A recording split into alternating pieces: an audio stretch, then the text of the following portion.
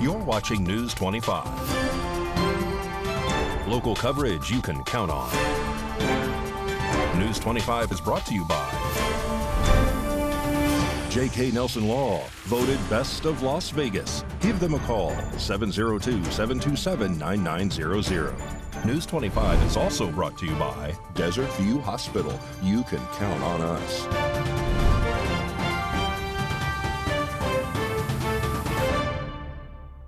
Hi there. Today is Monday, July 24th, 2023. I'm Missy Kohler, and this is News 25.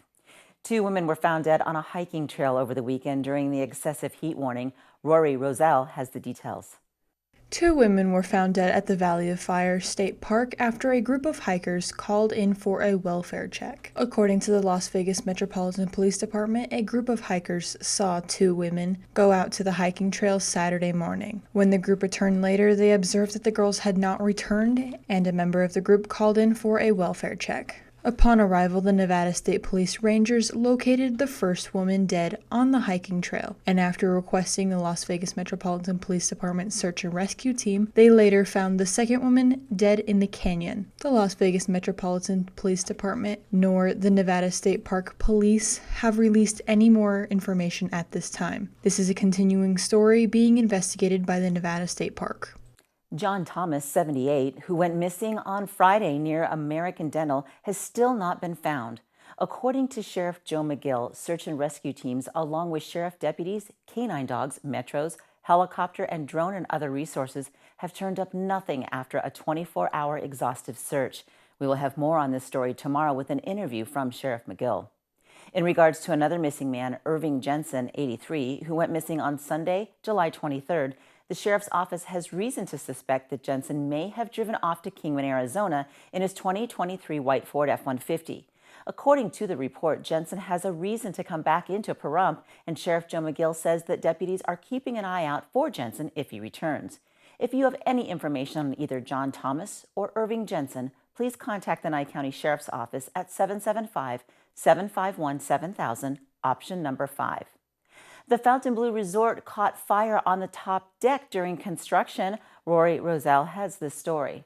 On Saturday, July 22nd, at approximately 3:40 p.m., the Combined Communications Center in Las Vegas received a call for a building fire on Las Vegas Boulevard and Sahara. While the crews were en route, the address was updated to the Fontainebleau Resort. Crews then had noticed a large column of smoke from the roof and requested a second alarm.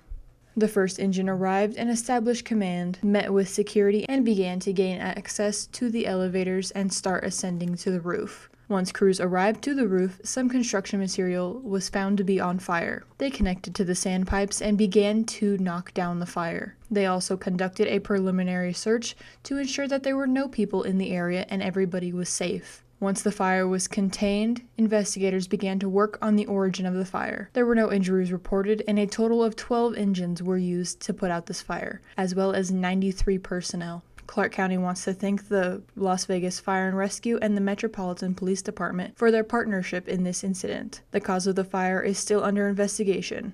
There will be a road closure in Las Vegas this week due to the drain project. There will be some upcoming lane restrictions coming to Charleston Boulevard near downtown Las Vegas throughout this week. At 15th Street and Charleston, there will not be any left turns until the 27th, and starting Wednesday, July 26th, there will be no left turns at Maryland Parkway and Charleston Boulevard until Saturday, July 29th. On July 26th and 27th, both intersections will be blocked off. Motorists are urged to take precautions while in construction zones and are highly advised to find an alternative route. The drain project is near completion and it is expected to be completed January of 2024. There was another fire in Las Vegas this morning at a multifamily duplex. At around 6:30, Monday, July 24th, this morning, the Combined Communications Center responded to a fire in Las Vegas at a 2-story multifamily dwelling. The fire originated on the first floor in the laundry room, according to Clark County officials. Crews, upon arrival, took an offensive attack and began to put the fire out. Officials checked the second floor to make sure the fire did not spread. There were no injuries reported, and a total of 6 engines were used and 39 personnel. The cause of the fire is still under investigation. 2 of the units will be uninhabitable until further notice, and the scene was turned over to property management. The Board of County Commissioners has set September 19, 2023 as the date for a public hearing for a bill to ban helicopter, motorized vehicles, or drone roundups of wild horses and burros within Nye County. There would be ample time for the committee, Friends of the Wild, to visit and get on the schedule of the other town boards, Beatty, Tonopah, Round Mountain, Belmont, Gabbs, Current, and I would really appreciate getting the feedback and bringing that back if the 15th is the date that we're indeed going to set this for. They run them into barbed wire fences and it just cuts them to pieces. It's been going on far too long, and we fought this about 10 years ago. And they said that they would, make it better, but it's never gotten better. Chair, Yes, Commissioner. make a motion to set a time and date and location for a public hearing for Nye County Bill 2023-11 for September 19th, 2023, 10 o'clock in Pahrump. Second. If there's no further discussion, I'll call for the vote, please. Everybody aye? Aye. Opposed, aye. The BOCC recognizes a Pahrump Valley High School student. We'll tell you all about that after the break, so stick around.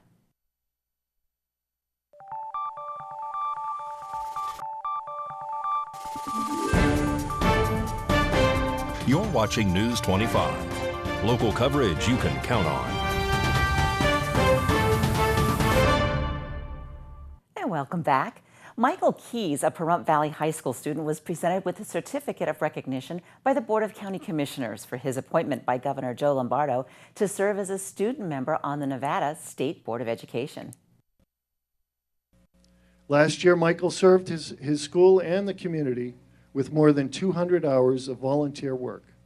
He was recently selected to serve as the youth board member for the Nye County Communities Coalition Board of Directors. In addition, Michael serves as the vice president of the Key Club, vice president of the Interact Club, and is a member of the National Honor Society. Most recently, Michael was appointed by Governor Joe Lombardo to serve as a student member of the Nevada State Board of Education. Michael?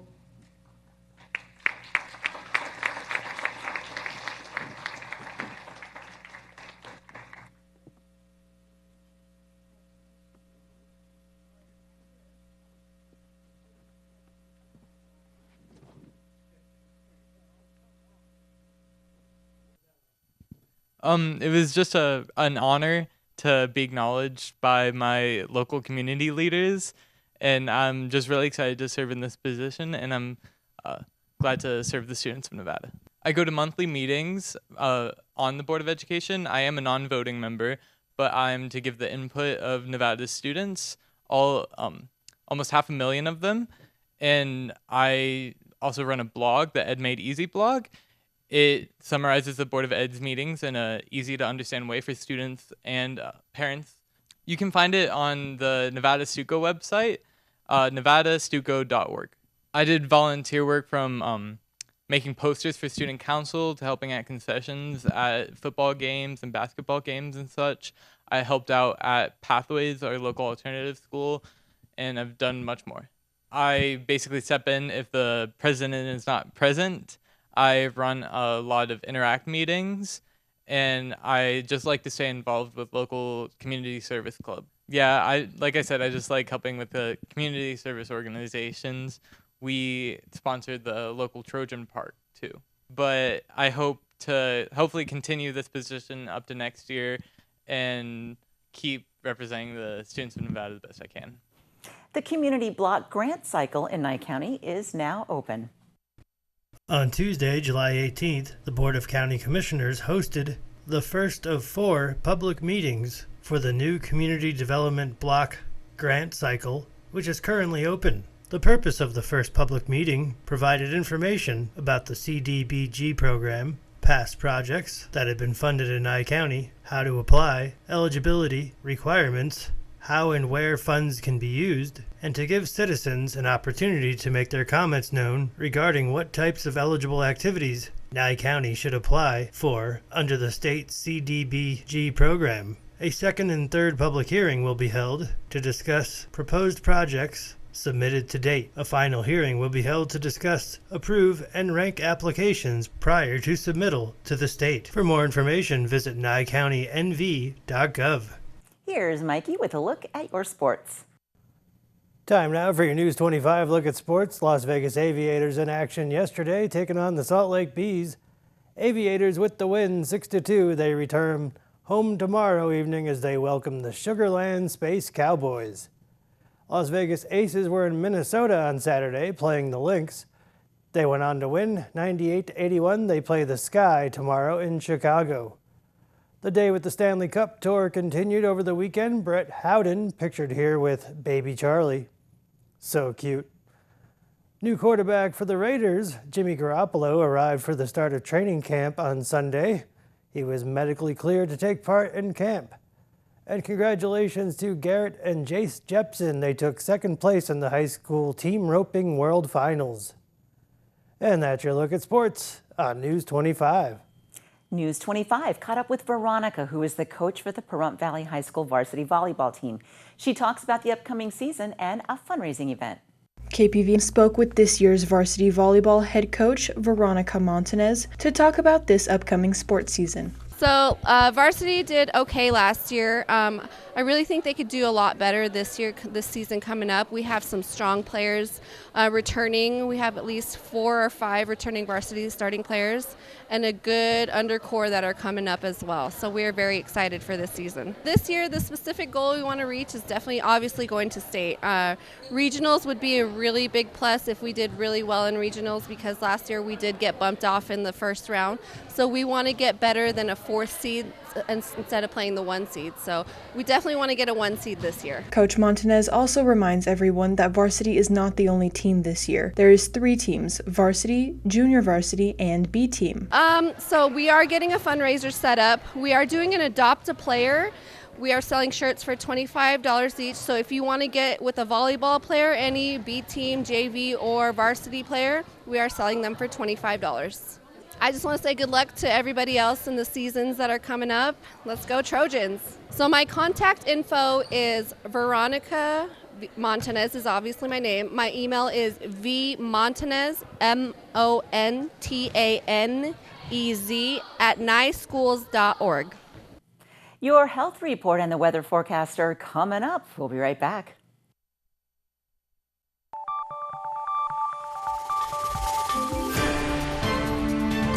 You're watching News 25. Local coverage you can count on. News 25 is brought to you by Mountain West Lawyers, Injury Attorneys, 727-9500.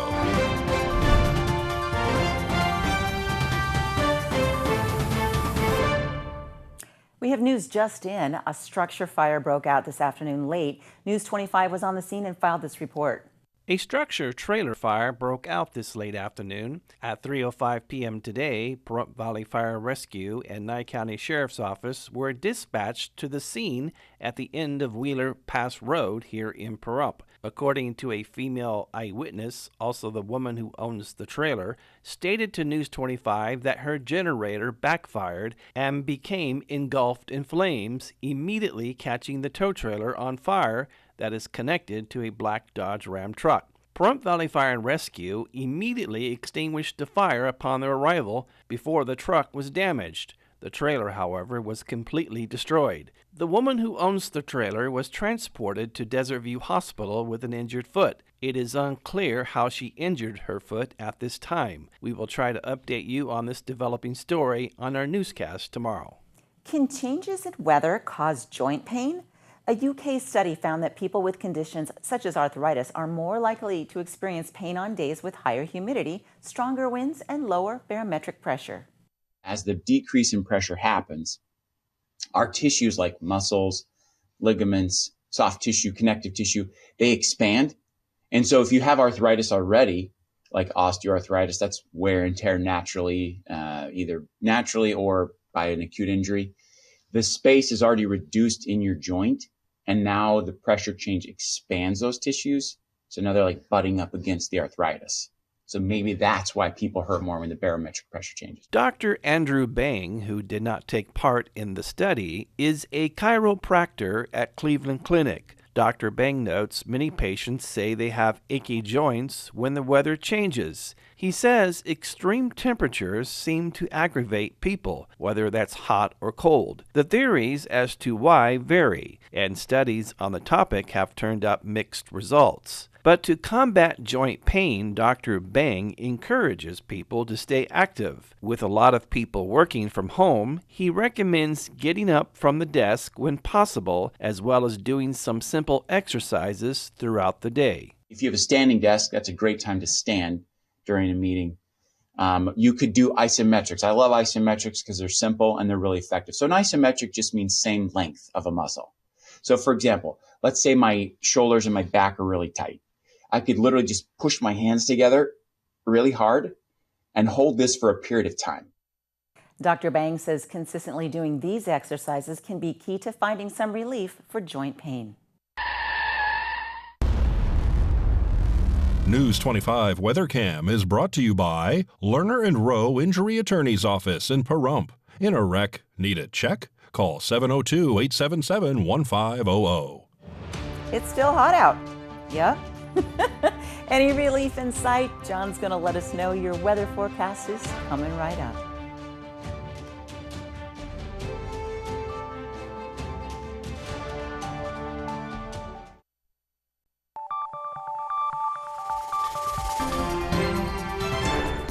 News 25 weather is brought to you by Dairy Council of Nevada. Undeniably delicious, undeniably dairy. Enjoy what's real.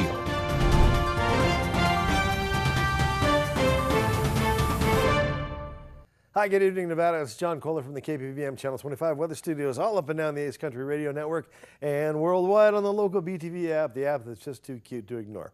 95 degrees out in Fernley. Fallon saw 98. Carson City cooling off to 91, and it's 88 out in Tonopah, making them the absolute epicenter of coolness in the state of Nevada. Congratulations. Goldfield, you saw 92. That's not so cool. 103 out there in Beatty makes everybody sweat. And in Amargosa, 109 degrees. That's the hot spot in the state today. Congratulations. Las Vegas tailing you at 107. And out in Death Valley, 118 degrees. But here in the paradise of Pahrump, let's take a look. Our current temperature, 103 degrees. Pretty good. 104 just a little bit earlier. Yes, we beat the actual weather warnings from the National Weather Service about excessive heat. Apparently 104 is just enough. Sun rose this morning at 5:44 a.m. Setting this evening, let's look forward at 7:55. We'll have a beautiful sunset under partly cloudy skies. Clouds kind of came out of nowhere, didn't they? But they didn't really do a whole lot. Just made it a little bit swampy.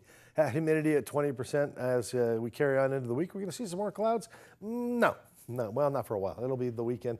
Sunshine next 3-4 days. Temperatures rocketing up to 108, 106 degrees. And kind of drifting back slowly to earth. Saturday, Sunday, we pick up some cloud cover, which continues on Monday. No rain in sight, but look at that. Monday, 102 degrees. That almost seems like pleasant. How about that? All right, back to the desk. Here's Missy Kohler. Still going to be hot. Thanks, John. And that will wrap things up for News 25 tonight. Thank you so much for being with us. I'm Missy Kohler. Have a great night.